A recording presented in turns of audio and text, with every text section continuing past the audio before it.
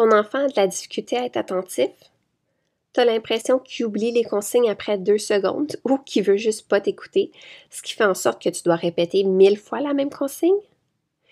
Et si c'était plutôt que son attention est déjà sur autre chose, donc c'est pour ça qu'il n'arrive pas à suivre ta consigne? Ça t'est peut-être déjà arrivé que ton conjoint ou ta conjointe te demande d'aller chercher un verre d'eau parce qu'il voit que tu t'en vas dans la cuisine. Mais là, tu reviens et tu n'as pas son verre d'eau.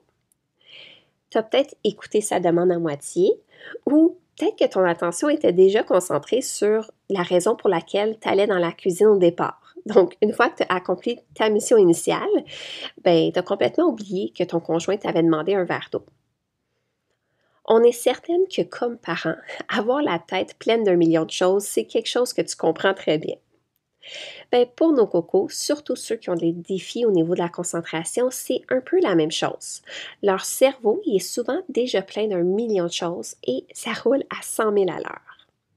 Donc, pour aider ton enfant, commence par lui demander d'arrêter ce qu'il est en train de faire, de regarder dans ta direction, donne ensuite ta consigne et demande à ton enfant de la répéter dans ses mots. Puis, assure-toi qu'il se met en action pour la réaliser avant d'aller faire autre chose.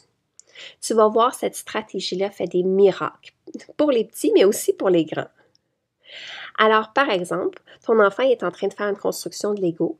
Laisse-lui terminer ce qu'il est en train de faire, puis dis-lui « Ok, mon cœur, après que tu aies terminé de construire la porte, j'aimerais que tu déposes les Legos et que tu me regardes. » Ok, super.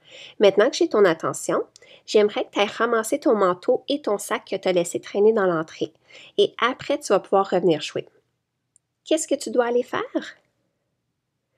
Et une fois qu'il a répété, assure-toi qu'il se lève et qu'il se dirige vers l'entrée et non pas qu'il continue à jouer avec ses Legos, évidemment, avant que toi-même tu puisses aller faire autre chose.